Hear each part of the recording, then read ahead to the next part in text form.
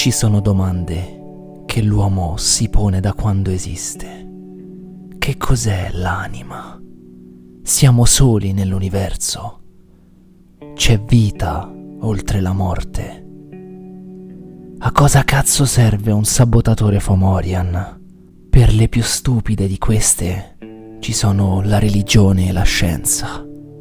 Per tutto il resto c'è il danno critico. Bella a tutti dal danno ragazzi e Moso Cazzi e ben ritrovati su Warframe. Come avrete intuito la guida di oggi è piuttosto diretta e semplice, una parentesi che aprirò e chiuderò nell'arco di un singolo video e il tutto al vantaggiosissimo prezzo di 0 euro. Ah, mi raccomando, ricordatevi di rispondere al sondaggione in alto a destra, ce tengo. Dunque, che cos'è un Fomorian? Trattasi di una gigantesca nave Grineer dalla immensa potenza di fuoco e dalla resistentissima armatura. Stando a ciò che narrano le storie, le Fomorian sono in grado di annientare intere flotte da sole e sono il bersaglio primario dei Tenno che tentano di bloccare l'espansione galattica dei Grineer. Sorvolando sulla loro storia, che è stata spiegata approfonditamente nel corso di ben 5 eventi, ovvero Operation Slingstone, Operation Tetras Doom, The Archwing, Eyes of Light e The Law of Retribution, delle Fomorian esiste una versione ulteriormente potenziata, nota come Balor Fomorian. Questa mastodontica nave da guerra spaziale è solita apparire durante le allerte Fomorian, che capitano saltuariamente a distanza di qualche mese una dall'altra. La Balor Fomorian ha come bersaglio una stazione Tenno casuale, che sia Orcus o Larunda poco importa, e il suo scopo è quello di annientarla. Per farlo si posiziona nei pressi del nodo su cui si trova la stazione spaziale in questione e avvia un contatore, solitamente della durata di qualche giorno, al termine del quale, se la nave non è stata distrutta in tempo, viene annientata la stazione Tenno presa come bersaglio. E non è uno scherzo, su PS4 ne hanno rotta una qualche tempo fa. Siccome in queste ore c'è stata proprio una allerta Fomorian, ho colto la palla al balzo per spiegarvi un po' come funzionano. Quando appare la nave Fomorian, lo scopo dei giocatori è ovviamente quello di coalizzarsi e distruggerla prima che il timer raggiunga lo zero, per impedire la distruzione di una preziosa stazione Tenno. Per riuscire in questo obiettivo, i giocatori devono avviare la missione corrispondente, cioè un nodo nuovo, temporaneo, posizionato nei pressi della stazione spaziale puntata dalla nave nemica. Per avviare la missione è però richiesto un oggetto speciale, ovvero il sabotatore Fomorian. Per ottenere lo schema di questo oggetto basta acquistarlo nello shop del gioco, al costo di 5.000 crediti. Tra l'altro lo schema è riutilizzabile, un po' come succede per le chiavi del drago. Una volta ottenuto potrete costruirlo nella fucina, con alcuni materiali facilmente accessibili, poco meno di 2.000 crediti e... qua ve volevo! 4 isotopi Omega. Come si ottengono?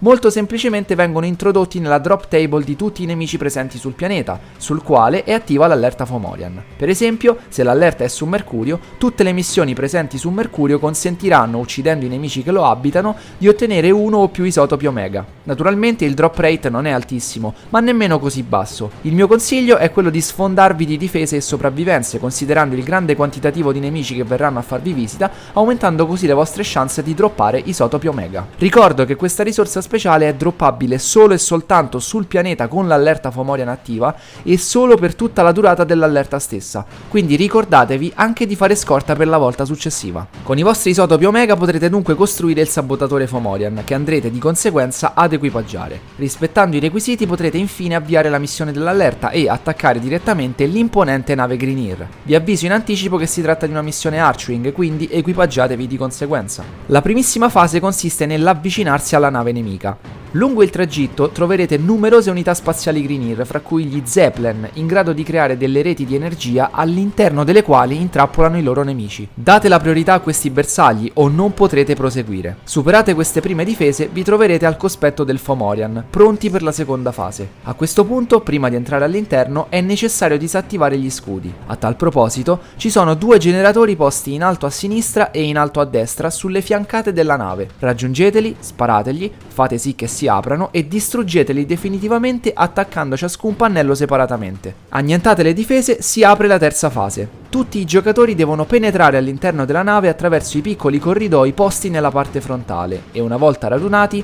devono aprire il loro equipaggiamento e attivare il sabotatore Fomorian, così da annullare gli scudi del nucleo per alcuni secondi e renderlo vulnerabile agli attacchi. Durante questo lasso di tempo di 30 secondi, i bersagli primari dovranno essere i generatori gialli posti intorno al nucleo. Ogni generatore distrutto, infatti, aumenterà il moltiplicatore dei danni dello 0,25 per, fino ad un massimo di 5 per. Nel frattempo, ovviamente, bisogna colpire anche il nucleo stesso, al quale devono essere inflitti più danni possibili. Questo perché più danno viene fatto in ciascuna missione, più la salute del Fomorian calerà anche nell'allerta Fomorian e dunque ne faciliterà la distruzione prima che venga annientata la stazione Tenno che ha come bersaglio. Terminato il timer di 30 secondi, il nucleo Fomorian ripristinerà il suo scudo e inizierà a caricare un attacco per distruggere i sabotatori che lo hanno assalito. E qui c'è l'ultima fase, per l'appunto, cioè la fuga. Entro 30 secondi bisogna abbandonare la nave Fomorian e fuggire a distanza di sicurezza, ovviamente indicata sull'interfaccia grafica. Se almeno un giocatore riesce a raggiungere la distanza indicata, la missione viene superata, altrimenti viene considerata fallita e se vi dico che ho visto gente non arrivarci, potete fidarvi. In ogni caso, completata la missione, oltre ad aver inflitto un bel po' di danni al Fomorian, cosa di cui tutti i Tenno vi saranno grati, avrete la possibilità di droppare una ricompensa a caso tra 5 Fusion Core d'oro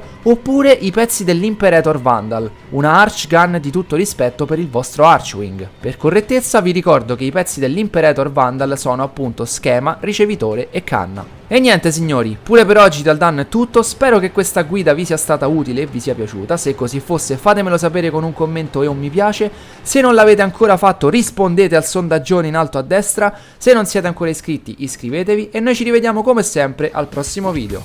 Bella! Sbarco sopra il palco come in Normandia, la mia banda fa brillare casse come bombe a Nassiria. Chiamaci il progetto dell'anomalia, falla nel sistema requiem di ogni liturgia. Applausi nelle piazze per l'armata nera, nuova era, fottutamente ostili come Pantera. Scimmie spaziali, sogni artificiali, zombie lobotomizzati, testa in cancrena. Pugni sollevati al cielo, questa è la mia scena, cambio tema. Indovina chi c'è a cena questa sera.